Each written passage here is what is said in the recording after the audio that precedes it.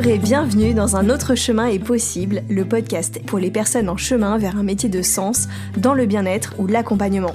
Je suis Marion, je suis docteure en pharmacie et naturopathe pour vous aider à prendre soin de vous au quotidien et également coach pour accompagner les personnes dans leur reconversion et lancement d'activités vers les métiers du bien-être et de l'accompagnement. C'est un chemin que j'ai moi-même entrepris il y a 2 ans parce que je crois qu'un autre chemin est possible. Un chemin où l'on prend soin de soi, où notre activité professionnelle elle est riche de sens, elle est alignée avec nos valeurs et notre mode de vie. Parce que je crois qu'on peut choisir et se réinventer. Ici, pas d'utopie. Dans ce podcast, je vous partage mon parcours, mes défis, mes victoires, mes réflexions et une dose d'inspiration pour traverser le chemin passionnant de l'entrepreneuriat tout en prenant soin de vous. Mais aussi des interviews de personnes inspirantes qui ont pris un autre chemin et qui vivent aujourd'hui leur activité. Après tout, si c'est possible pour elles, alors pourquoi pas pour vous? Si vous aimez ce podcast, vous pouvez me soutenir en vous abonnant sur vos plateformes d'écoute préférées, vous pouvez le noter ou laisser un petit commentaire et le partager autour de vous. Je vous laisse avec l'épisode.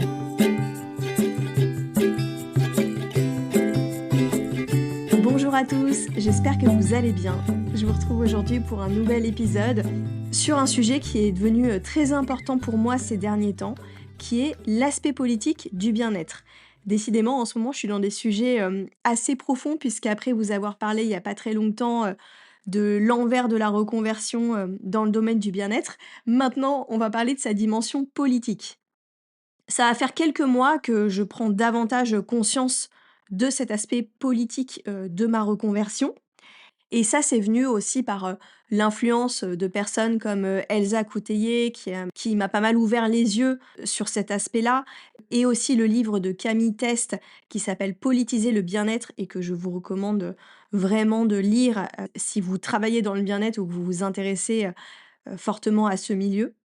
Et tout ça, ça a pu m'ouvrir les yeux et justement me faire poser ce mot de politique sur mon activité et pourtant, ça a pas toujours été un sujet, vraiment évident pour moi, qui m'a sauté aux yeux et même justement un terme politique qui pouvait, pas forcément me parler.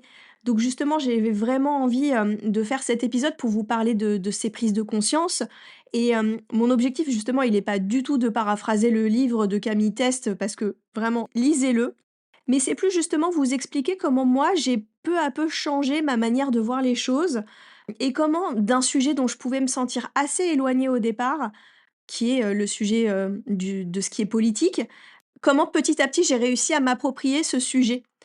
Et du coup, je vais vous partager ma propre expérience, comment j'ai réalisé que finalement mon parcours dans le bien-être, il est politique depuis le départ et qu'est-ce que ça a changé pour moi de prendre conscience de ça. Je vais vraiment vous partager toutes ces prises de conscience que j'ai pu avoir sur ma pratique, sur, les pratiques du milieu en général et leur impact justement politique qu'elles peuvent avoir, mais aussi leurs effets qui peuvent être aussi plus négatifs. Et j'avais aussi vraiment envie de porter ce message auprès de collègues, consoeurs ou amis qui justement, peuvent ne pas se reconnaître du tout dans cette dimension politique du bien-être. Peut-être pour les aider à voir les choses un peu autrement ou à prendre conscience de tout ça et tout simplement cheminer un peu de la même manière que, ça a pu être un point de questionnement ces derniers temps pour moi, ça peut peut-être aussi vous aider à, ouvrir les yeux sur certaines choses et amener de la réflexion dans votre pratique. Donc voilà, j'aborde vraiment ce sujet avec, humilité parce que je m'estime, pas du tout spécialiste du domaine, c'est plus vous dire, voilà, en m'y intéressant par différentes approches, voilà ce que j'ai pu un peu, en tirer et je suis toujours en train d'approfondir le sujet, de déconstruire.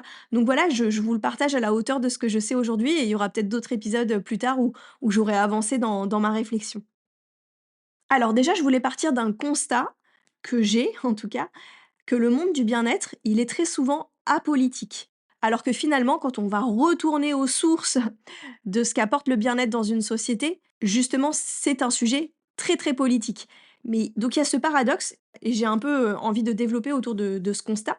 Déjà pour commencer, j'avais envie de revenir quand même à une définition de la politique parce que comme beaucoup de termes, aujourd'hui, ils sont employés, j'allais dire souvent, dans leur connotation, peut-être négative et peut-être plus dans leur sens premier. Et c'est comme si on avait gardé que justement le sens, négatif du mot, mais qui n'est qu'un aspect et qu'on a oublié en fait tout ce qui l'englobe. Donc pour moi, quand j'utilise le terme politique, c'est vraiment tout ce qui a trait au collectif, à la société et aux individus d'une société. Donc c'est vraiment dans ce contexte-là, en fait, dans un contexte sociétal et je vais vraiment beaucoup utiliser ce mot, tout le temps revenir au contexte sociétal.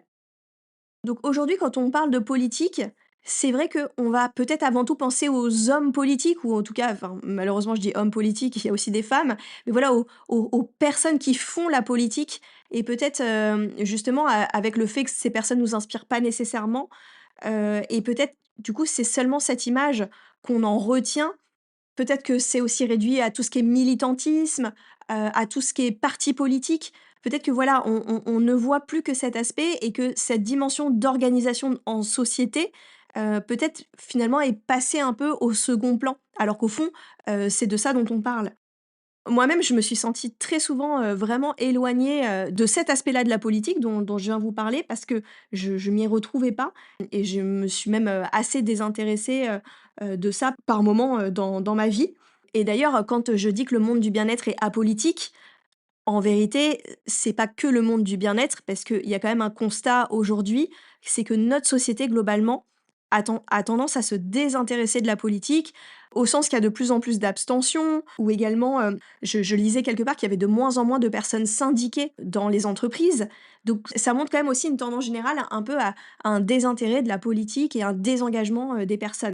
Et donc, comme, je l'ai vécu moi-même, je me suis vraiment rendu compte que autour de moi, dans le domaine du bien-être, beaucoup de mes amis ne se sentent pas du tout politisés, je vais utiliser ce terme-là, alors que pourtant, dans leurs activités, dans leur quotidien, elles œuvrent pour des causes qui sont éminemment politiques.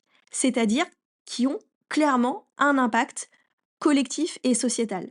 Par exemple, j'ai une amie qui crée des accompagnements pour les jeunes mamans et les aider dans leur reprise du travail. Donc pour l'avoir vécu et puis le voir, autour de moi, je voyais encore, il y a le week-end dernier une amie, qui reprenait le travail juste après son congé maternité, à quel point ce moment, il peut être vécu, dans une grande violence, une forme même de déshumanisation. C'est un moment de grande vulnérabilité, en tant que femme. Bon, la reprise du travail, elle est quand même liée à justement une organisation sociétale et économique, qui fait qu'on reprend le travail à un moment qui est peut-être trop tôt pour nous, trop tôt pour notre bébé, qui nous impose une séparation qu'on n'a peut-être pas voulu à ce moment-là, qui nous impose un mode de garde, précipité, qui nous convient pas forcément, qui peut imposer, l'arrêt de l'allaitement alors qu'on n'a pas envie. Enfin, il y a plein, plein de choses qui peuvent faire que la reprise du travail, c'est quelque chose qui peut être vraiment très violent, pour les femmes et donc, soutenir les femmes dans cette période de vie qui est vraiment importante, charnière et qui est aujourd'hui souvent mal vécue, bah, moi je trouve que c'est vraiment un sujet d'enjeu sociétal et donc ce que fait mon amie, pour moi, c'est clairement une action, politique. Et pourtant cette même amie, me disait il y a quelque temps: «Ah mais moi j'adhère pas trop au côté politique, tu vois? À me revendiquer politique, moi ça me parle pas», donc c voilà, ça c'est un exemple. J'en ai plein d'autres. J'ai, une autre, de mes amies qui est prof de yoga et qui est spécialisée dans la régulation du système nerveux et qui m'a dit un jour cette phrase qui m'est vraiment, restée dans la tête, qui m'a marquée: «Se reposer 1 heure par jour dans notre vie moderne, c'est un acte militant». Parce que c'est à une époque où elle faisait, 1 heure de yoga restauratif par jour et je trouvais ça admirable en fait de, ce constat qu'elle faisait. Et je suis complètement en accord, en fait. Aujourd'hui, on vit dans une société qui ne valorise pas le repos et revendiquer le droit au repos, alors qu'il y a une phrase très connue des dirigeants de Netflix qui dit, que le principal concurrent, de Netflix, c'est le sommeil des gens. Enfin, moi, ça me choque profondément, hein, vous me direz ce que vous en pensez, mais ça montre que le repos est un enjeu, encore une fois, politique. Aider les gens à choisir le repos plutôt que le travail ou plutôt que Netflix, c'est éminemment politique et là aussi, mon amie, elle se reconnaît pas du tout dans, le terme politique ni une forme de militantisme, alors que pourtant son travail l'est clairement. Je vous donne quelques exemples et c'est pas du tout pour pointer du doigt, mes amis, loin de là. C'est plus pour montrer que c'est quelque chose que je retrouve, régulièrement et qui est pas tellement étonnant parce que dans nos formations, sur le bien-être, donc moi je me suis formée à la naturopathie et au coaching, bah, en fait, à aucun moment j'étais sensibilisée à cet aspect-là. Moi, je me suis même retrouvée dans un cas où je faisais mes formations en pleine période covid et donc effectivement les profs, se prononcer clairement sur, leur position, vis-à-vis des mesures Covid, tout ça. Mais au fond, on parlait pas du vrai sujet, je trouve, qui est, mais en quoi, nos outils de bien-être ont des actions politiques et comment on peut, prendre conscience de ça et comment dire? Le valoriser, l'intégrer, enfin, vous voyez? Ce travail-là, il était pas du tout il a pas sa place dans les formations aujourd'hui et donc c'est aussi normal que du coup, les personnes du bien-être ne s'y retrouvent pas nécessairement dans ces termes-là. Dans le fond, l'engagement politique, à mon sens, il est au cœur même de toutes les professions de bien-être parce que proposer des façons de se soigner alternatives dans le système de santé actuel, qui montrent ses limites, proposer des espaces de ressourcement dans un monde qui est épuisé, enfin tout ça, c'est sont des moyens de lutter contre un système qui marche sur la tête. Mais je trouve que c'est pas abordé tel quel. Et donc je me suis dit qu'il y avait peut-être quand même un problème si toutes et tous, autant que nous sommes à œuvrer dans ce milieu du bien-être par nos actions, si on prend pas la mesure de cette dimension politique, bah, alors peut-être qu'on prend pas complètement la mesure de notre rôle. C'est comme si, en n'assumant pas, notre dimension politique, peut-être qu'on minimise notre impact ou on s'autorise pas totalement à avoir cet impact-là, justement. Donc je vous fais ce contexte-là parce que c'est vraiment ce qui m'a poussée aussi à faire l'épisode. C'est un peu cette envie de dire, «Mais si les meufs, c'est hyper politique là ce qu'on fait». Pour moi, avoir une action politique, ça veut pas forcément dire, suivre toute l'actualité politique, ni même avoir une orientation politique, hyper tranchée ou être engagé dans un parti ou aller manifester, c'est pas forcément ça. Ça peut passer par là, bien sûr, mais c'est pas parce qu'on ne fait pas ça que du coup nos actions, elles sont pas politiques.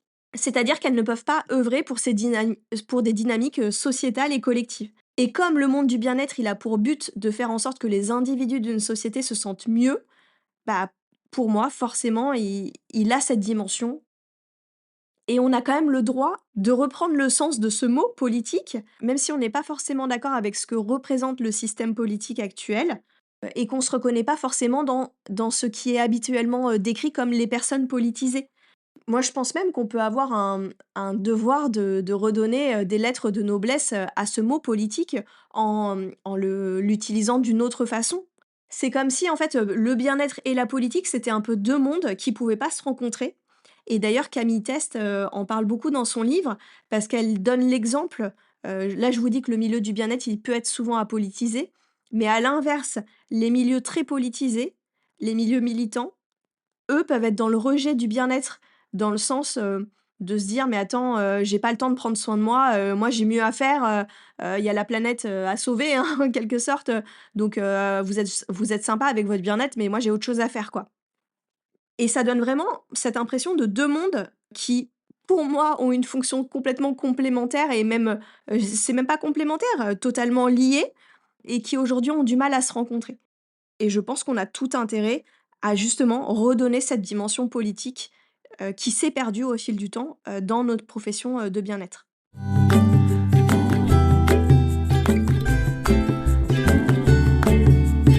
Maintenant que ce constat-là est planté, je voudrais vous raconter justement comment mon parcours personnel, il s'inscrit dans une démarche politique et peut-être que ça va vous aider dans votre réflexion à voir aussi qu'est-ce qui, chez vous, a pu être politique.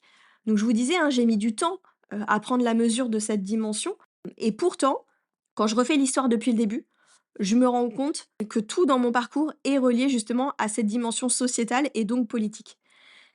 Déjà, j'ai pris conscience que j'ai commencé à m'intéresser au bien-être, non pas par intérêt et curiosité, pour, le sujet, mais tout simplement pour trouver des solutions, concrètes, à des problématiques que je rencontrais, qui étaient clairement, des conséquences de notre société moderne.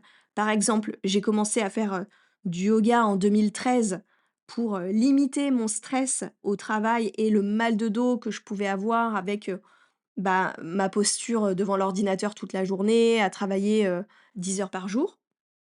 Et aussi, j'ai été voir une naturopathe pour la première fois en 2015, après, plusieurs années, d'errance médicale, parce que je pouvais plus rien, manger et ça, c'était encore une fois la cause du stress, mais aussi, d'une alimentation moderne, ultra transformée, qui, au fil des années, en fait, m'avait rendue, malade. Donc déjà, j'ai pris conscience que la démarche de prendre soin de moi, elle est à replacer dans un contexte sociétal. Je l'ai pas juste fait par plaisir et parce que j'ai envie de prendre soin de moi, je l'ai fait parce que j'allais mal, vous voyez? Et déjà, en fait, quand on prend conscience de ça, je trouve que c'est fort et que ça remet les choses dans leur contexte. Enfin, je sais pas si ça va vous faire le même effet que pour moi, mais vraiment, je vous encourage à vous poser cette question, de comment vous êtes arrivé à vous intéresser, aux pratiques de bien-être qui sont peut-être les vôtres aujourd'hui ou même si vous n'êtes pas praticien dans le bien-être, qu'est-ce qui a fait que vous avez commencé à vous intéresser, à prendre soin de vous de telle et telle manière? À mon avis, il est fort probable que ce soit, pour des raisons justement, de contexte de société, si vous regardez bien les choses ou si on remonte à la racine. Et deuxième question qu'on pourrait se poser, demandez-vous aujourd'hui, dans vos pratiques de bien-être du quotidien, est-ce qu'il n'y a pas des choses que vous faites pour justement, encore une fois, continuer de compenser ces effets de la société? Par exemple, moi, je sais que je fais beaucoup de relaxation, de yoga restauratif, mais parce que je suis tout le temps en train de m'épuiser du fait d'un espèce de rythme de fonctionnement, d'hyperactivité, hyperproductivité et que j'ai depuis des années, mais qui me vient pas de nulle part. Je me suis construit comme ça parce que c'est le message que j'ai reçu quelque part, de la société. En tout cas, chez moi, c'est comme ça que je l'ai intégré. D'autres personnes vont réagir différemment, mais c'est des choses qu'on retrouve beaucoup quand même aujourd'hui. Donc c'est intéressant de se rendre compte que la place du bien-être dans nos vies, elle prend racine, du fait de souvent, dysfonctionnements de société qui nous amènent à être mal physiquement ou mentalement ou enfin voilà. Donc ça c'était le premier point, comment je suis arrivée au bien-être. Après, c'est vrai que moi j'ai beaucoup été dans une forme même d'hyperconsommation, hein, d'expériences de bien-être, dans ma trentaine, parce que quand j'ai découvert, le pouvoir et ce que à quel point ça pouvait me faire du bien, j'ai multiplié un petit peu ces expériences et ça, c'est aussi intéressant de se rendre compte que le bien-être, comme tous les secteurs, il échappe pas à cette logique, d'hyperconsommation, de notre société actuelle. Mais j'y ai trouvé des bénéfices puisque, de retraite de yoga en retraite de yoga et à force de rencontrer des personnes, tout ça, ça m'a fait vivre des expériences qui sont un peu en dehors du temps, comme si ça m'a vous voyez, ce que j'aime dans les retraites de yoga, c'est que ça a vraiment cet effet de nous mettre en retrait, justement, du monde, de la société et du coup, ça nous aide à prendre conscience, parce que c'est très difficile de prendre conscience du système quand on est dedans. C'est souvent en sortant du système qu'on voit les choses. C'est complètement normal, hein. Et donc moi, à force de faire ces expériences, c'est là où j'ai pu acquérir de plus en plus de conscience et tout ça bout à bout, ça a été vraiment, un effet catalyseur, dans, justement ma reconversion. Et pendant que j'étais dans cette quête, un jour, j'ai entendu une phrase que j'ai trouvée, magnifique qui est, «Quand je prends soin de moi, je prends soin du monde». Et moi, cette phrase, elle m'a énormément touchée parce que je pense que c'est la première fois que cette phrase, elle mettait le doigt, pour moi, sur la dimension collective du soin de soi. Parce que c'est vrai que le soin de soi, ça peut passer pour une démarche très individuelle. D'ailleurs, c'est pas pour rien qu'on appelle ça le développement personnel. Ça fait vraiment le développement de sa petite personne, hein. Et pourtant, ce que j'ai toujours constaté, c'est que dès lors que j'ai commencé à faire une thérapie, à me former à la communication non violente, bah, ça a quand même aidé à avoir des relations, plus apaisées avec les autres. J'ai aussi vraiment constaté que le fait de faire un travail thérapeutique et d'avoir un espace d'écoute pour moi, ça m'a permis de créer un espace d'écoute moi-même pour les autres. Comme si, si j'avais pas cet espace moi-même, je pouvais pas le donner à d'autres. D'ailleurs, on dit souvent ça, hein, il faut d'abord remplir sa fontaine pour pouvoir, donner aux autres. Bah, c'est tout le temps ça. Moi, j'ai vraiment, observé que, petit à petit, je suis devenue une personne plus empathique et beaucoup plus dans l'écoute aux autres que je l'étais avant ma trentaine, parce que j'ai développé ça au fil du temps, comme quoi, bah, ça peut s'acquérir par ces démarches de prendre soin de soi. Et aussi, je me suis rendu compte que, depuis que je faisais beaucoup de yoga et que j'utilisais, la naturopathie, dans mon hygiène de vie, bah, j'étais quand même moins malade et donc, bah, c'est sûr, quand on est moins malade, on cause moins de frais, médicaux, qui dans le système français actuel, la sécurité sociale, ce sont des coûts qui sont, collectifs. Donc quand on va moins chez le médecin, on coûte moins d'argent à la société. par tout ça, je commençais à me rendre compte que mon action individuelle, elle avait quand même des répercussions, collectives. Mais pourtant, à cette époque, je suis encore loin de mettre le mot, politique, sur tout ça, hein. Je suis encore à des années-lumière, mais vous voyez, c'est un petit peu comment les choses, brique après brique, se sont mises en place. Et il y a pas très longtemps, je me suis rappelé comme quoi quand on creuse un sujet, il y a un petit peu des choses qui remontent à notre conscience. Je me suis rappelé qu'est-ce qui m'a vraiment poussée à me reconvertir? Ça faisait des années que j'avais cette idée, voilà, mais que j'arrivais pas à me lancer. Il y a effectivement le fait de devenir maman qui avait cet effet catalyseur, mais aussi, en fait, pendant l'été 2020, c'est un été où je me suis mise à écouter, le podcast, «Sur le grill» d'Écotable, un podcast que j'aime beaucoup et c'est un podcast d'information qui explique justement, un petit peu qui explique les dérives de l'industrie, agroalimentaire qu'on rencontre aujourd'hui et moi, c'est un sujet, je peux pas expliquer pourquoi, mais qui me touche, énormément. Ça m'active, beaucoup et en fait, quand j'écoutais ces épisodes, ça me mettait dans un état de révolte et je me disais: «Mais en fait, je ne peux pas ne rien faire» et vu que j'avais découvert par la naturopathie des manières, de se nourrir qui pouvaient être différentes que le système conventionnel, du coup, j'étais un peu animée par, ce mantra qui était, «Mais il faut que les gens sachent». Parce que je suis convaincue que c'est très souvent un manque d'information qui aboutit à des modes de consommation, qui sont vraiment, délétères, pour nous et pour, l'environnement. Donc c'est là où ça m'a rappelé que ma reconversion, elle a pris, naissance dans une volonté vraiment d'œuvrer au niveau sociétal pour remettre en cause, un système qui pour moi, ne marchait pas et que justement, pour moi et pour mon enfant, j'avais envie, d'agir autrement, contre ce système, en fait.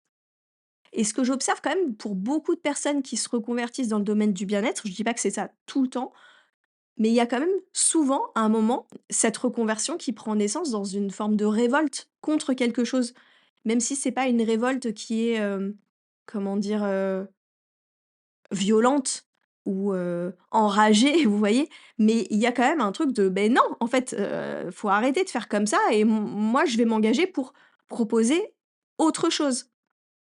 Et ensuite, en continuant là, cet exercice de retracer, mon histoire, entre le bien-être et la politique, je suis retombée sur un post que j'avais écrit, au moment des élections, 2022, où je dis justement ce mot. C'est la première fois justement que je me vois intégrer ce terme politique et je dis, que je me suis toujours sentie très loin de la politique telle que je l'ai toujours connue et pourtant, je crois que j'ai jamais été aussi engagée dans une direction qui, d'une certaine manière, est politique et je mets des guillemets au mot politique comme quoi ça veut un peu dire, je l'utilise mais je sais pas trop si j'ai le droit, hein. Donc voilà, je vais pas vous lire le post, mais peut-être je vous le remettrai dans les notes de l'épisode parce qu'en le relisant, franchement ça m'a fait quelque chose. Je le trouve beau ce texte et d'ailleurs il avait eu beaucoup de réactions. C'était un post Instagram.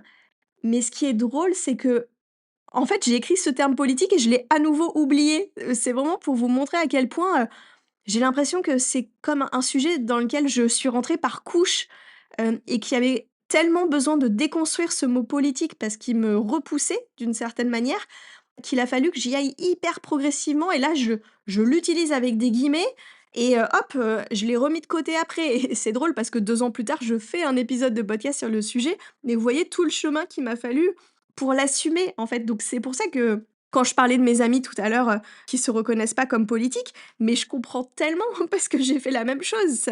Ça a été loin d'être, évident, en fait. Parce que je pense que ce qui s'est passé, c'est que comme ensuite ça c'était donc en 2022 et qu'en 2023 j'étais vraiment dans le lancement de mon activité, donc vraiment plutôt le nez dans le guidon et ben, je pense qu'à un moment j'ai perdu de vue, en fait, cet aspect-là. Parce que j'étais plus dans mon quotidien d'entrepreneur, dans toute cette logistique qui prend énormément d'espace mental et comme quoi on peut vraiment se reconvertir pour des raisons politiques et après l'oublier. Vous voyez? Parce qu'on est rattrapé par le quotidien qui fait que j'étais plus forcément connectée à cette dimension-là dans mes tâches au quotidien. Et je pense que ce qui s'est passé aussi, c'est que la dimension politique, elle a aussi à un moment, changé de sujet, dans le sens que au départ, la dimension politique pour moi, c'était: «Il faut que les gens sachent que c'est pas normal, ce qui se passe, d'un point de vue, santé, dans notre nourriture, tout ça, donc dans la façon qu'on prend soin de nous». Donc ça, c'était le point de départ. Mais ensuite, En fait, en me lançant dans l'entrepreneuriat et en moi, je dis souvent, hein, l'entrepreneuriat, c'est une sorte d'éveil de conscience, sur le monde parce que ça m'a fait, énormément déconstruire tout ce que je connaissais de ma vie d'avant, de salarié et qui est un peu le système normatif, hein, dans notre société. Le salariat, c'est le système, majoritaire qu'on retrouve aujourd'hui. Bah, toute cette déconstruction et même ce que j'ai partagé, hein, il y a un mois dans l'épisode sur l'envers du décor, l'épisode 21, ça a été comme si j'ouvrais enfin, comme s'il y avait une nouvelle dimension politique qui prenait naissance qui est, bah, accompagner les personnes, dans la déconstruction de ce système salarié à devenir entrepreneur et d'accompagner les personnes dans ce chemin qui peut être vraiment difficile. Et pourquoi il est difficile? Parce que justement, il est contre le système classique, vous voyez? Donc j'ai l'impression que, vous voyez, il y a cette dimension politique qui a aussi, qui s'est mis aussi à cet endroit-là dans mon accompagnement, du coaching en choisissant, d'aider les personnes, qui se reconvertissent dans le bien-être. Et enfin, la dernière étape de cette dimension politique dans mon parcours, bah, c'est le podcast. Je crois quand même au fait que prendre la parole publiquement, ça peut revêtir une dimension politique, parce que, c'est vraiment, assumer sa liberté d'expression. Enfin oui, avoir un podcast, c'est une antenne, qui est totalement libre aujourd'hui, en tout cas, où mes messages, ils sont absolument pas censurés. Je peux, diffuser les messages que je veux. Ça me permet aussi de toucher davantage de personnes, donc il y a un côté, un caractère d'information à plus grande échelle grâce à ce média. Et mon podcast, il s'appelle «Un autre chemin est possible», donc c'est quelque part une forme de discours, j'ai envie de dire contestataire et encore une fois contestataire, je pourrais mettre des guillemets parce que je me sens pas, quelqu'un, dans une opposition virulente. Mais dans les faits, je suis pour essayer de trouver un autre chemin que celui que nous propose, la société de manière classique. Donc c'est bien de tout ça dont ça parle et donc ça a une dimension politique. Mon sujet, c'est vraiment de montrer les enjeux, à remettre en question, le monde actuel et à se dire: «Voilà, un autre chemin est possible» et de prendre la parole sur les difficultés, qu'on rencontre quand on essaye de prendre cet autre chemin. Donc voilà, pour résumer cette partie, sur mon chemin personnel, et la politique, c'était vraiment de vous montrer que dès le départ, ça s'inscrivait mon intérêt du bien-être, il s'inscrivait, en lutte contre un contexte sociétal, qui me faisait du mal. Ma reconversion en elle-même, elle prend naissance dans une forme d'engagement politique à lutter contre un système et vraiment, je vous encourage à faire cet exercice-là pour vous-même, de retracer, le fil de votre histoire et c'est comme si vous avez un stabilo politique et que vous relisez votre histoire et vous stabilotez là où c'est politique et vous vous rendez compte, bah, en fait, si, il y a beaucoup d'endroits où ça l'est complètement.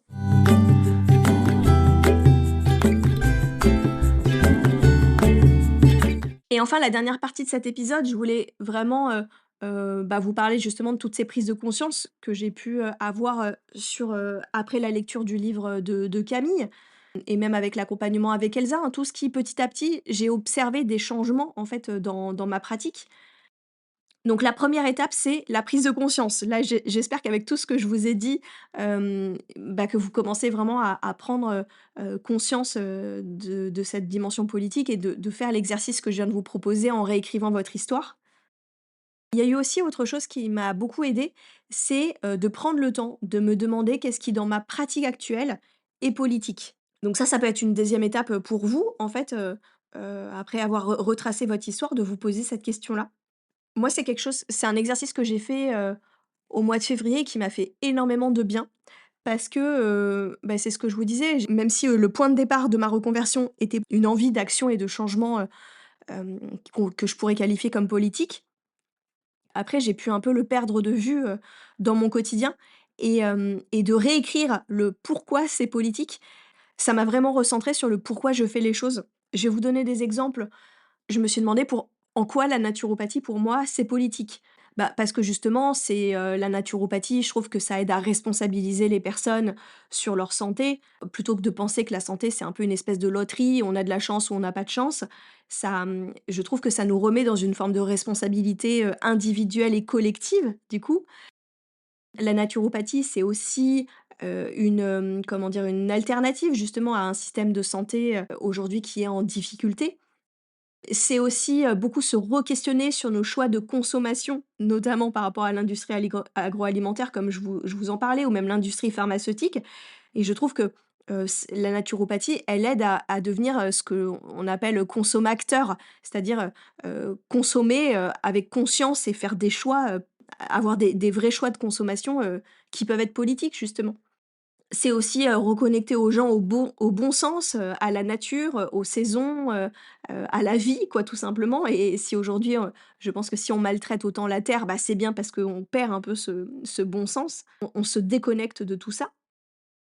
On parle beaucoup, en naturopathie du fait d'être interconnecté et que je trouve que ça aide à replacer l'individu dans une dimension justement collective et que moi, en tout cas, la naturopathie m'a aidée à devenir beaucoup plus engagée au niveau écologique. Je dirais aussi que la naturopathie, bah, comme c'est de la pédagogie et de l'éducation à la santé, hein, on dit souvent, la naturopathie, c'est des éducateurs de santé. On élève le niveau de connaissance de la société à la santé et je trouve qu'on lutte contre une forme d'illettrisme du bien-être. Parce que c'est vraiment ça, hein, aujourd'hui, la plupart des gens, on ne sait plus prendre soin de nous, on connaît même plus la base et c'est comme si on était illettrés, de notre propre ou analphabètes de notre propre santé.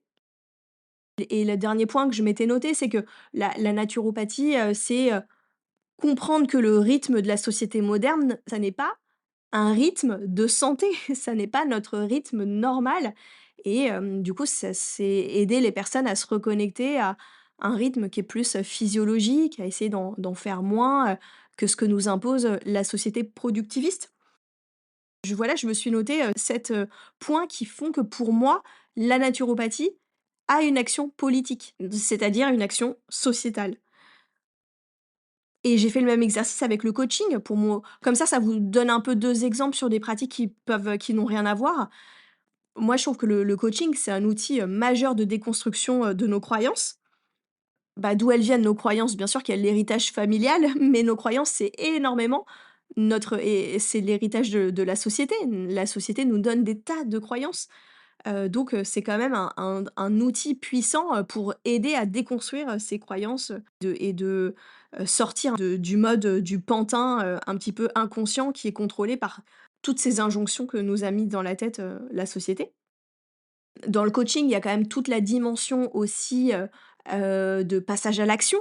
Bah, justement, c'est tout le contraire d'une société qui est un peu passive, donc ça permet de redevenir, acteur de sa vie, donc c'est une dimension dans laquelle le coaching peut aider. C'est aussi, une hygiène de pensée, qui, au même titre que, l'hygiène, du corps, de se laver, bah, le le coaching, ça peut être un outil qui peut aider à préserver, la santé mentale. Parce qu'on essaye justement de faire le tri dans nos pensées, lesquelles nous font du bien, lesquelles nous font pas du bien et de faire un petit peu la part des choses. Moi, avec le coaching, j'ai beaucoup travaillé, la présence à moi-même, mais du coup aux autres. Encore une fois, ça a un effet, en travaillant cette compétence pour moi, je l'ai développée aussi pour les autres.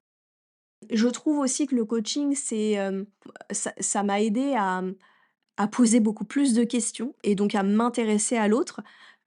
Si vous observez des conversations, entre 2 personnes, très généralement, les gens ramènent la conversation à eux et finalement, le coaching, ça peut nous aider à se tourner vraiment vers l'autre, à être dans le questionnement.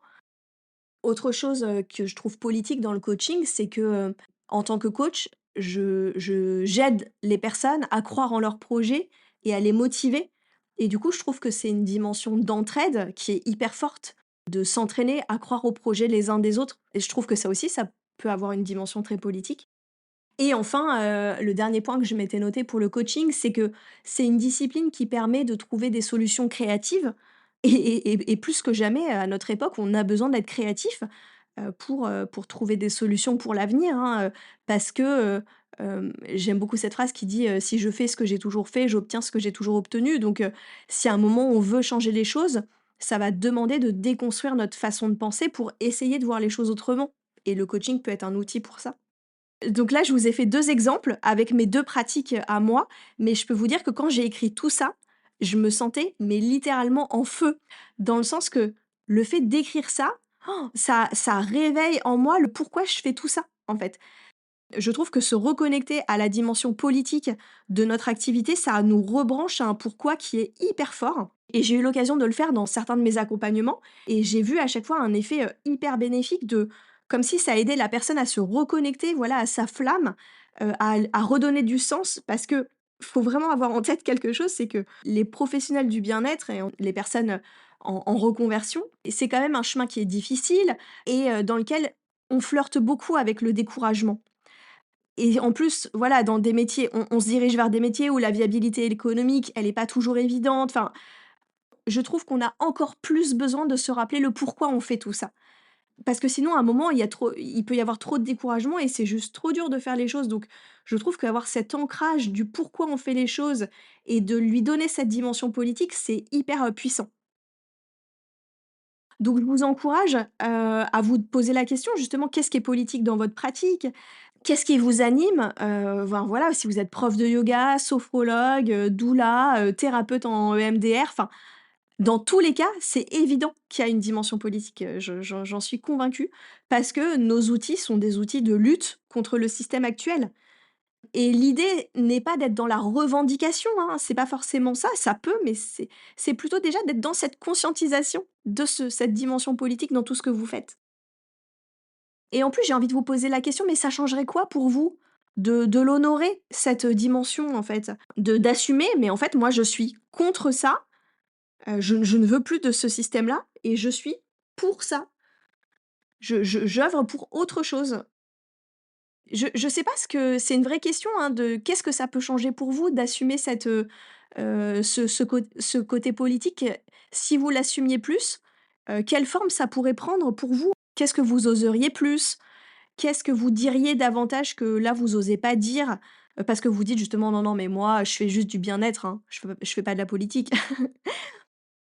Et même d'aller regarder cette question, mais qu'est-ce qui vous fait peur d'assumer davantage une revendication? Ça serait quoi le problème derrière? Parce que c'est peut-être intéressant d'aller creuser au fond.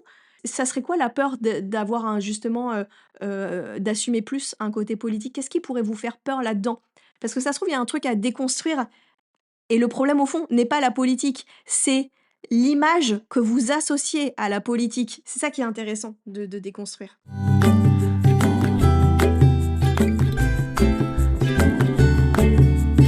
Alors la 3e étape qui pour moi a été, marquante, dans mon changement, de ces derniers temps, c'est de prendre conscience de la dimension systémique et collective dans mes accompagnements.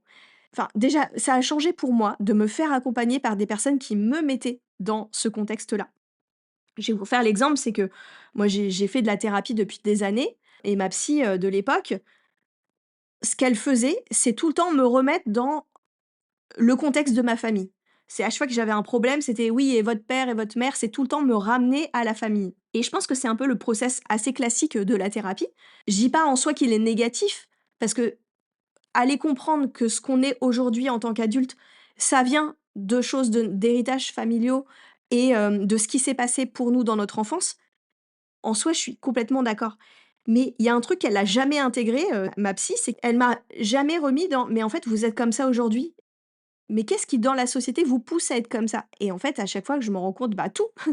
Il y a plein de conditionnements, et donc ça m'enlève aussi un peu du poids en tant que moi, individu, d'avoir certaines problématiques.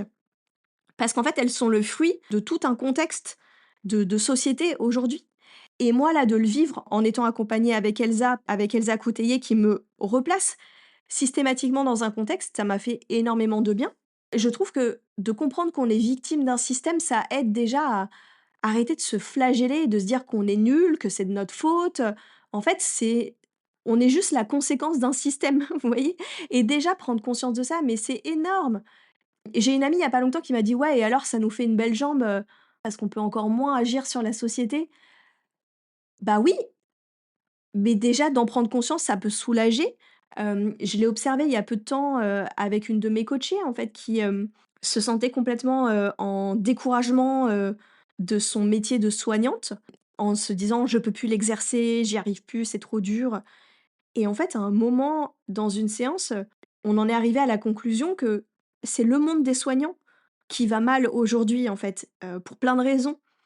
Et en fait, c'est pas de sa faute à elle, c'est elle subit, en fait, en tant qu'individu, toutes les conséquences de ce système qui font qu'aujourd'hui, elle se sent plus d'exercer ce métier. Et en fait, ça a été un grand soulagement, pour elle de réaliser, que ça venait pas que d'elle et que bien sûr, on a tous notre responsabilité. L'idée n'est pas de se défausser sur la société, c'est pas ça. Mais justement aussi de se dire: «OK, c'est pas que moi, c'est pas que de ma faute». Enfin, i je pense que ça peut faire beaucoup de différence. Donc là aussi, dans votre pratique, vous, quelle que soit votre discipline, vous pouvez vraiment réintégrer à chaque fois la personne dans un contexte. Je vous le disais, dans le coaching, quand on parle des croyances limitantes, bah, la plupart du temps, les croyances limitantes viennent de la société. Et alors, j'ai envie de dire dans la naturopathie, mais c'est pareil, la naturopathie, on dit tout le temps, on remonte à la cause de la cause de la cause. Mais à mon avis, dans la grande majorité des cas, la cause de la cause, c'est la société. C'est le monde moderne, c'est la société, c'est l'injonction à la productivité, c'est le manque de repos, c'est comment dire? Le stress. Tout ça, c'est que des causes qui sont sociétales. Ça devrait être la base, en fait, peut-être dans une première consultation, de rappeler à la personne qu'en fait, elle est déjà victime d'un système. Avant, d'aller lui dire: «Vous faites pas assez de sport, vous mangez pas assez bio, vous faites pas ci, vous faites pas ça». Déjà, en fait, vous êtes tout ça parce qu'il y a tout ça. Et justement, ça nous remet dans une posture d'humilité en tant qu'accompagnant, dans le fait que nos outils, ils sont à la fois puissants, ils ont plein de potentiel justement d'action politique, comme je viens de vous le décrire précédemment, mais aussi à un moment, ils se heurtent aux limites d'un système. Et par exemple, quand on donne plein de conseils de naturopathie à une personne et qu'elle n'arrive pas à les appliquer, est-ce que c'est de sa faute à elle ou est-ce que c'est parce que le système actuel dans lequel elle vit ne lui permet pas de mettre tout ça en place? Ou en tout cas, c'est très difficile. Moi, je vois ça avec par exemple, l'alimentation, les gens qui disent: «Bah, en fait, le midi, je mange à la cantine, j'ai pas le choix, le soir, je rentre chez moi à 20:00, j'ai pas le temps de cuisiner». Enfin, encore une fois, on peut trouver plein d'astuces, mais quand on replace les choses dans leur contexte, on comprend que c'est hyper, difficile, de faire autrement. Et j'ajouterai un dernier point pour cette dimension sociétale qui me paraît vraiment, mais hyper importante. Enfin, je vous dis vraiment, moi, ça a été, le truc qui m'a le plus, éclairée, peut-être dernièrement, hein, de replacer les individus, que j'accompagne dans un système. C'est, en fait, j'ai fait pas mal d'actions en entreprise, pour de la naturopathie et vraiment à chaque fois, j'en arrive à la conclusion que faire juste des actions bien-être en entreprise, mais s'il y a pas une vraie démarche politique de l'entreprise, justement, une vraie politique de bien-être en entreprise, derrière, justement, bah, ça sert à rien. Ça sert à rien de proposer, un petit atelier de relaxation si les personnes derrière, elles vivent une forme de maltraitance au travail pour différentes raisons et encore une fois, je sais que c'est hyper complexe tout ça. C'est pas juste de dire: «Ah, c'est pas bien ce que vous faites». Bah, non, si on en arrive là, il y a plein, plein d'enjeux, qui font qu'on les entreprises fonctionnent comme ça aujourd'hui. Mais voilà, ça montre encore une fois que faire juste du bien-être, si ça ne s'inscrit pas dans une démarche politique globale de bien-être, c'est pas suffisant.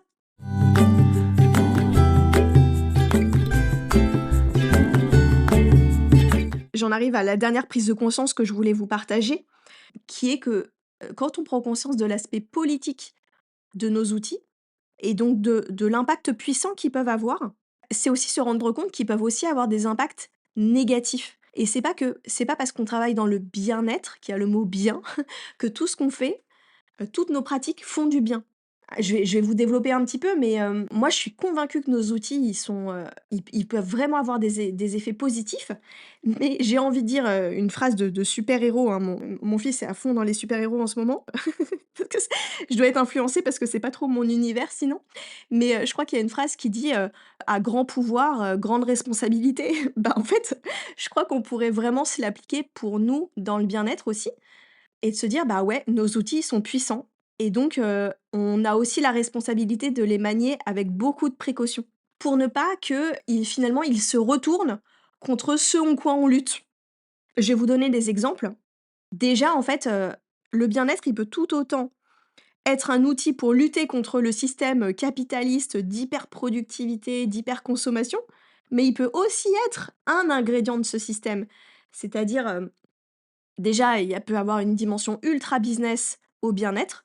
Aujourd'hui, le bien-être est un business, qui rapporte aussi. Alors, pour autant, les personnes qui travaillent dans le bien-être ont du mal à en vivre. Ça ne rapporte pas forcément à ces personnes-là, mais il y a un vrai business autour du monde de consommation du monde du bien-être. Et d'ailleurs, on retrouve aussi dans le monde du bien-être des défauts qu'on retrouve dans les autres secteurs, business, dans le sens, du marketing à outrance, du marketing qui du coup qui est pas forcément, toujours sincère, des méthodes de vente qui peuvent être très commerciales, très pushy, qui font du FOMO, si vous achetez pas ça à telle date, ça passe à tel prix, enfin, il y a plein de pratiques dans le bien-être qui sont, tout simplement des techniques business, ultra classiques du monde, capitaliste. Moi, j'ai aussi une grosse douche froide vis-à-vis du monde du coaching où il y a ce qu'on appelle un système pyramidal, c'est-à-dire, des coachs qui coachent des coachs qui coachent enfin, vous voyez un système de coachs qui s'empilent les uns sur les autres. Plus on monte dans la pyramide, plus les gens gagnent de l'argent, donc en fait, on est complètement dans un système, pyramidal. Et aussi, quelque chose que décrit Camille, Test dans son livre, c'est que, le bien-être, il peut être justement utilisé pour optimiser de la productivité, ben, un petit peu comme dans les actions en entreprise, justement, bah, on vous a fait une petite relaxation, du coup maintenant, vous pouvez être plus productif, on vous offre des cours de yoga sur votre lieu de travail, donc du coup, vous êtes au taquet, quoi. Donc voilà, il peut complètement finalement, être utilisé par le système capitaliste pour conduire les gens à encore plus de productivité. Ensuite, il y a autre chose sur lequel j'ai ouvert les yeux et que j'ai pas, comment dire? Je voyais pas spécialement, avant. C'est qu'en fait, le milieu du bien-être, il est bourré d'injonctions et ça, c'est encore une fois des injonctions qui vont se rajouter à une société qui est déjà, mais saturée d'injonctions. Enfin, on a déjà, mais tellement d'injonctions à être comme ci, comme ça et dans des pratiques comme la naturopathie, par exemple, on peut assez vite tomber dans du dogmatique. C'est-à-dire, quand j'ai fait mes études, bah, forcément, j'apprenais les choses, donc j'étais aussi beaucoup à les restituer de la même manière. Je pouvais vraiment basculer dans le: «Bah, faut manger comme ci, il faut pas faire comme ça c'est bien, ça c'est pas bien» et j'ai pas mal de consoeurs, dernièrement qui par leur partage aussi m'ont ouvert les yeux en disant, «Attention, en fait, il y a énormément, de troubles alimentaires chez beaucoup de femmes et que des conseils alimentaires, mal, utilisés peuvent totalement, entraîner les gens dans des formes d'orthorexie. Orthorexie, c'est quand on est, dans l'ultra contrôle de son alimentation et moi-même, avant je donnais beaucoup de conseils sur Instagram, d'alimentation un peu, vous savez, le genre les tips, les petits conseils qu'on donne rapidement et en plus les gens adorent ça. Mais c'est à manier avec précaution parce qu'un conseil, donné à un peu à l'emporte-pièce et sorti de son contexte, ça peut être des fois plus délétère qu'autre chose, en fait. Donc faut vraiment qu'on fasse attention à la façon dont on transmet, tous ces conseils. Des fois, c'est très bien d'être dogmatique et d'être catégorique avec quelqu'un, de lui dire: «Faites ceci», parce que peut-être que à cet instant, pour la personne, c'est la meilleure chose pour elle. Encore une fois, je dis pas ça pour dire: «C'est mal d'être dogmatique», c'est attention, en fait, à l'usage de tout ça. Et dans le coaching, j'ai retrouvé un peu les mêmes dérives, parce qu'il y avait des choses qui me dérangeaient dans le coaching et j'arrivais pas trop à savoir pourquoi. Et en fait, c'est qu'un coaching, encore une fois mal utilisé, ça peut être totalement dans une obsession de réussite, de productivité, d'être encore, entre guillemets «la meilleure version de soi-même» et d'être toujours dans la course à du toujours plus, plus performant, plus d'argent, plus ci et du coup d'être complètement dans les valeurs, d'ultra-capitalistes, qui sont pas en tout cas moi ce que j'ai envie de défendre et finalement ça m'a fait pas mal écho avec le dernier épisode Déclic que j'ai fait sur, «Est-ce vraiment vrai?» où j'essaye justement d'apporter beaucoup plus de nuances. Des phrases comme, «Nos pensées créent notre réalité», bah, en fait, oui, c'est génial cette phrase de se rendre compte, que, bah, oui, ce que je pense a un impact direct à, ce que je vis dans mon quotidien. Moi, ça a été une révélation de me dire ça et en même temps, ça peut être aussi ultra culpabilisant de se dire ça donc c'est tout le temps de nuancer, en fait et de pas être, à 2000 dans notre truc, et de remettre toujours de la modération dans tout ça, c'est oui, c'est super et en même temps, attention, dans un autre contexte, ça peut ne pas nous servir ce genre de phrase. Et dans ces prises de conscience, il y en a une autre que j'ai eue, dernièrement et c'est marrant parce que ça va être justement, un petit peu l'antithèse de la phrase que je vous ai dit, «Quand je prends soin de moi, je prends soin du monde». Bah, je vais encore dire: «Bah, pas forcément». Dans le sens, oui, dans plein de cas, c'est vrai et en même temps, il y a une tendance dans le milieu du bien-être qui est des fois à se replier sur soi. Par exemple, moi, un truc que j'ai fait sur des conseils que j'avais entendus, je sais même plus où, qui est de ne plus écouter les informations, pour, me préserver et parce que les informations, elles sont tout le temps négatives et que du coup, écouter les informations, c'est, se donner entre guillemets «de la mauvaise nourriture». Bah, là encore, il y a du vrai là-dedans. C'est vrai que si on fait que ça, ça peut être hyper déprimant. Je me suis mise à regarder, tous les mois, les épisodes de l'émission, Sur le fond, d'Hugo Clément. Vous pouvez les retrouver en replay, aussi et moi, c'est des épisodes où à chaque fois que j'écoute un épisode comme ça, je sors, je suis mais révoltée. Alors on peut se dire: «Ah voilà, j'ai pris un shoot d'émotions négatives, ah c'est pas bien», mais en fait, mais pas du tout. Parce que moi, cette information-là, déjà j'en ai besoin, je la recherche, j'ai envie de m'informer. Donc oui, ça me fait de l'éco-anxiété, j'ai complètement des symptômes, de ce qu'on peut appeler de l'éco-anxiété. Je peux par moments être complètement angoissée par, l'avenir, de notre monde, clairement. Mais en même temps, c'est quand je regarde cette émission que je me rebranche à ce fameux pourquoi dont je vous ai parlé, où ça me reconnecte à mais il faut faire quelque chose et ça me donne une énergie motrice, en fait, ça me donne un élan et une envie, d'agir. Alors que quand je reste dans ma petite bulle de bisounours, coupée du monde et des énergies négatives parce que je veux prendre soin de ma vibration pour un petit peu caricaturer le truc, bah, oui et en même temps, ça me coupe de ça, en fait, de cet élan, de cette énergie de feu, qui est aussi nécessaire.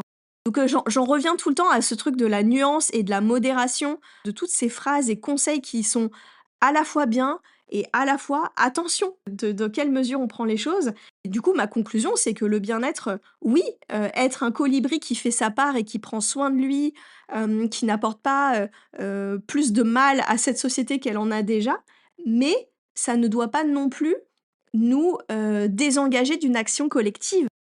Et finalement, c'est un peu la même chose que quand on parle de l'écologie. C'est hyper important que chacun fasse sa part, mais il faut aussi des actions plus globales et collectives. Les faire que l'un ou que l'autre, ça ne suffit pas. Donc voilà, le livre de Camille Test, il balaye encore plein d'autres, dérives. Elle parle aussi d'appropriation culturelle, de consentement, de thématiques de genre, enfin, il y a encore plein de choses à explorer. Après voilà, j'en ai beaucoup parlé, je sais que l'épisode est long. Vraiment, lisez-le et questionnez-vous, en fait, sur qu'est-ce qui est OK pour vous, qu'est-ce qui vous dérange? Peut-être que vous allez ressortir avec cet épisode peut-être plus perplexe que quand vous y êtes rentré, parce que ça soulève des questions. En fait, peut-être que je vous apporte pas vraiment de réponses et je soulève des questions, mais en même temps, c'est ça, notre travail. Je pense que le bien-être, c'est un outil de conscientisation avant tout. Donc c'est notre boulot de se poser ces questions et de d'avancer avec tout ça. Et de se rappeler, voilà, que nos outils sont puissants et il faut vraiment qu'on les utilise avec, questionnement, réflexion et remise en question régulière. Il suffit pas de s'être posé la question une fois et après le débat il est clos. On est quand même dans une société qui évolue hyper vite. Il se passe plein de choses et du coup, je crois qu'on est sans cesse obligé de se réajuster avec tout ce qui se passe, autour de nous aussi.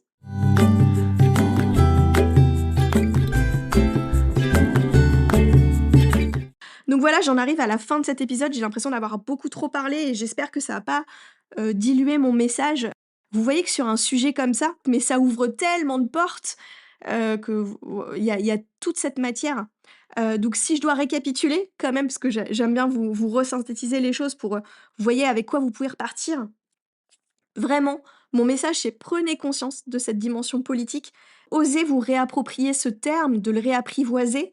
Retracez votre histoire et en regardant tout ce qui a été politique depuis le départ dans vos choix de travailler pour le bien-être, regardez dans votre pratique tout ce qui est politique et qu'est-ce que ça vous fait de prendre conscience de tout ça. Essayez à chaque fois que vous accompagnez quelqu'un de le remettre de le replacer dans un contexte sociétal et enfin essayez de prendre conscience justement j'ai pas envie d'utiliser le mot dérive, mais justement des impacts négatifs que peuvent avoir aussi, les pratiques parce que si elles ont autant d'effets positifs, bah, elles peuvent aussi avoir ces effets, des impacts négatifs. Donc j'ai vraiment, conscience que c'est des gros sujets, qu'il faut y rentrer, étape par étape et que, petit à petit, on prend conscience des choses et d'une prise de conscience en entraîne une autre et c'est tout un cheminement, hein. Mais en tout cas, moi, ce que je peux vous dire, c'est que j'ai l'impression qu'une fois qu'on a ouvert les yeux, on peut plus les refermer. Moi, j'ai vraiment ressenti un avant et un après et c'est pour ça que je voulais le partager dans l'épisode et vraiment bien-être et politique, c'est pas antinomique. Et derrière, le moelleux et la douceur qu'on peut retrouver dans le bien-être et ben, en fait, il peut aussi se mêler, le feu de toute la révolte contre un système. Et justement, c'est ça qui peut être encore plus fort, c'est d'allier tout ça ensemble et de prendre chacun, en fait, la dimension, de notre rôle et de l'assumer, de se responsabiliser, je trouve que c'est un beau challenge, en tout cas. Je sais pas ce que vous en pensez. J'ai hâte, d'avoir vos retours sur cet épisode, qui est comme souvent une sortie de zone de confort pour moi, mais parce que j'ai conscience que je mets les pieds dans le plat d'un sujet qui peut être polémique justement et qui va pas forcément susciter l'adhésion et du coup, je serais curieuse d'avoir vos retours, là-dessus. Moi, en tout cas, tout ce cheminement, ça m'a donné beaucoup de force et je crois qu'on en a vraiment besoin de cette force, dans notre chemin, de professionnel du bien-être. Donc j'en ai fini pour aujourd'hui.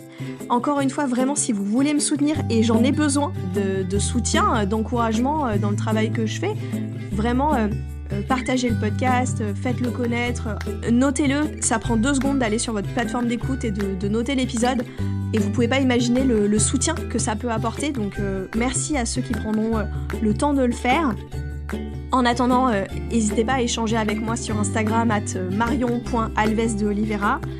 Et n'hésitez pas à aller sur mon site internet marionalvesdeoliveira.com si vous voulez justement découvrir ma pratique en tant qu'accompagnante en naturopathie et en coaching sur votre projet professionnel. Vous pouvez me contacter pour une séance découverte. Je vous dis à très bientôt pour un prochain épisode et d'ici là, prenez soin de vous.